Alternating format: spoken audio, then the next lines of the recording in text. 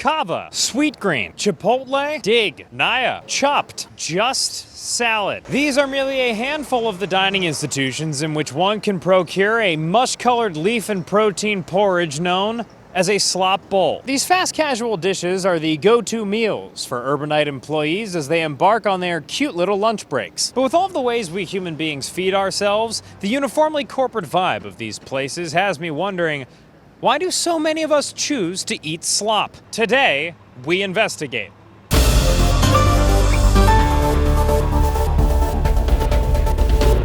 The beginning of the age of the slop bowl can be traced back to the year 1993 AD, when a man named Steve in Colorado opened a humble burrito shop near the University of Denver campus by the name of Chipotle. Pretty soon, Chipotle started spreading like a bomb when you press explode. Today, there are exactly 3,799 Chipotle locations across the United States. Colorado Steve is a billionaire, and many restaurant entrepreneurs have tried to replicate Chipotle's slopularity, combining the speed of fast food and actually healthy ingredients with other non-Mexican cuisines. There's Kava, which is Mediterranean Chipotle, Naya, which is Middle Eastern Chipotle, Dig, which is Republican Chipotle, Just Salad, which is Chipotle but just salad, Chopped, which is just salad but shitty, and Sweet Green, which is just salad but for the hot daughters of generational wealth. And these are just some of the bigger ones. Outside of the major leagues, you got hot young upstarts like Springbone,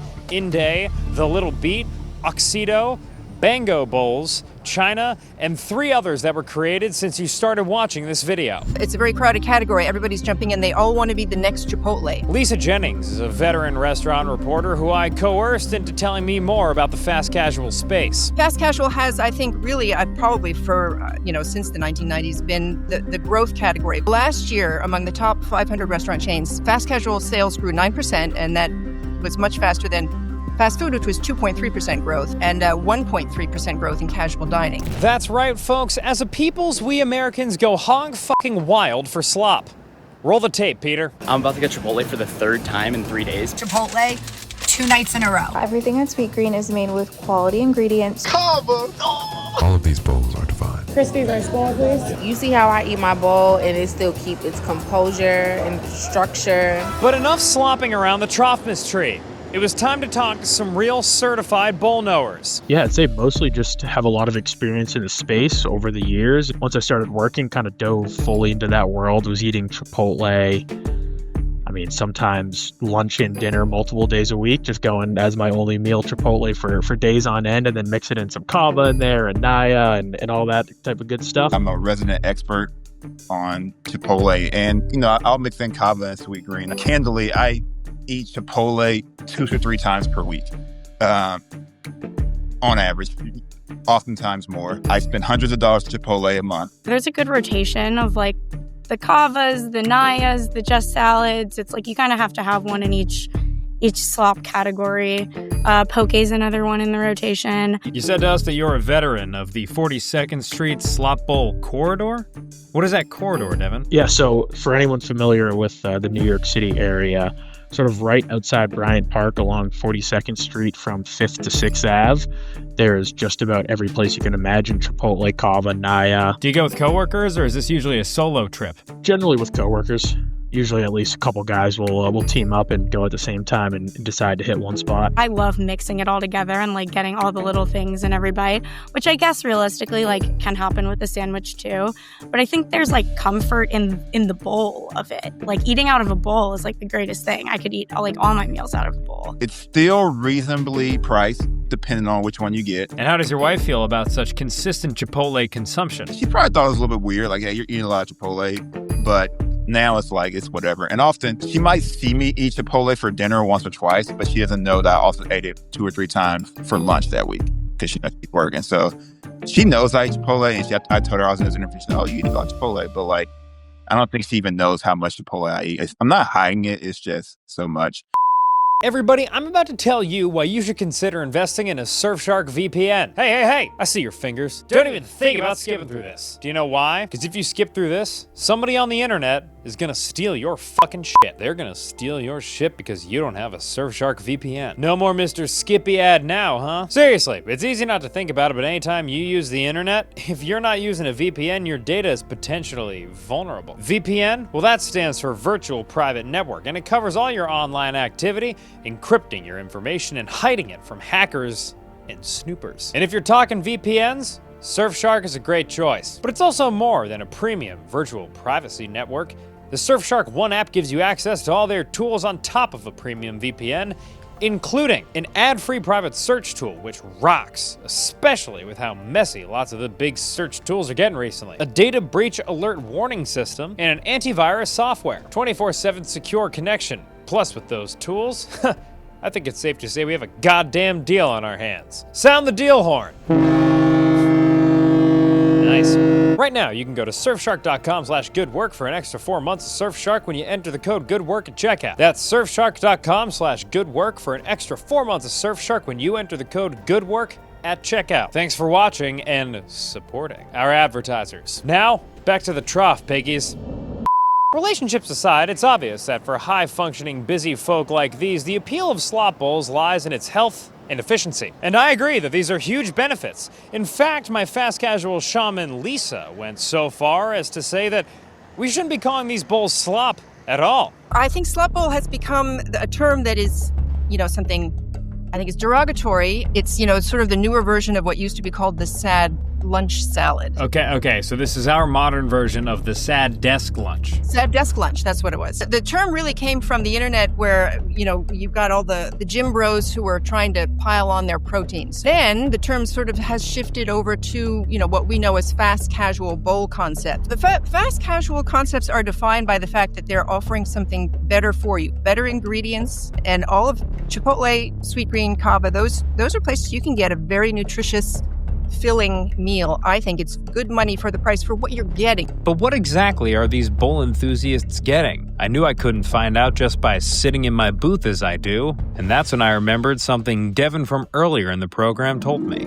Sort of right outside Bryant Park along 42nd Street from 5th to 6th Ave, there's just about every place you can imagine: Chipotle, Cava, Naya. Usually at least a couple guys will team up. And just like that, I knew what I had to do. So I whipped up a sign that said, "Talk to me about slop bowls," and expensed an Uber XL to Slop Bowl Corridor.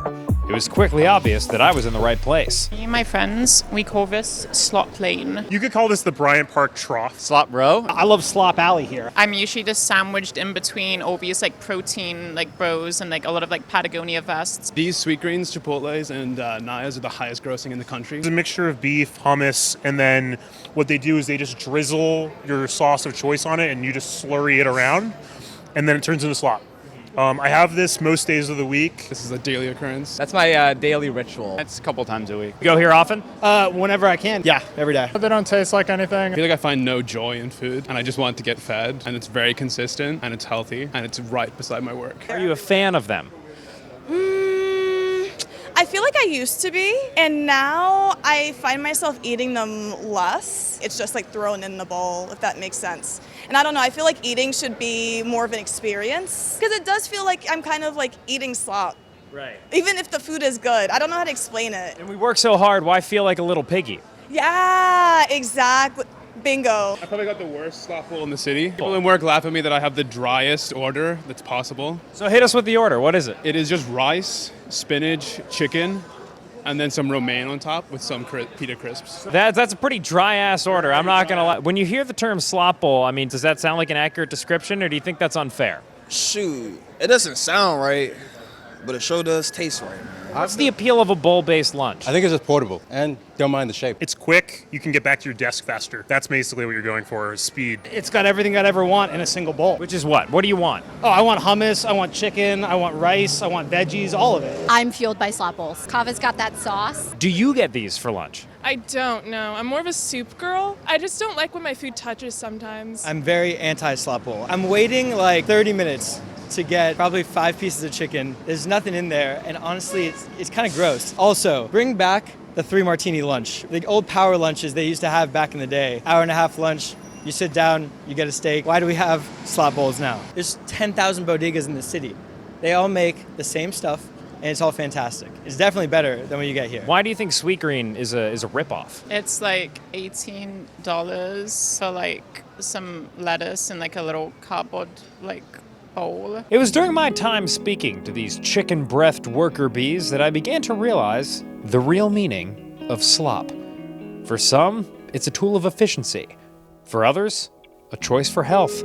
For one particular man, the sauce was intimidating. Kava's full of sauce, man. Not into it. Too much sauce. Yeah, too much sauce. For all of us, though, it represents a congealed, somewhat discolored group of people all working together to try our hardest to get through the day.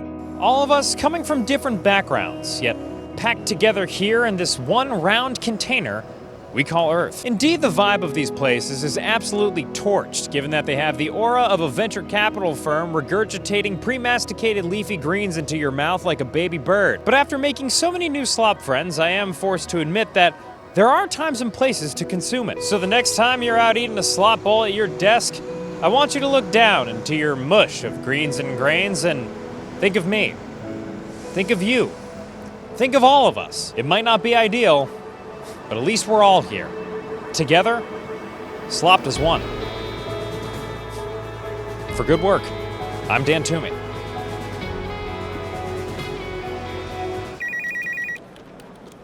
You want to talk slop? You want to talk about your bowl? Talking slop if you... All right. You're a fan? You want to talk about it? You sure? I could follow you. In my opinion, a slop bowl is a conglomerate. Everything in a bowl. This is classic bowl slop. Kava is in my heart. What is it about Chipotle that makes it the daddy of these lunches? Flavor. Flavor is just like... It's called Good Work on YouTube. There we are. Oh, you got motion!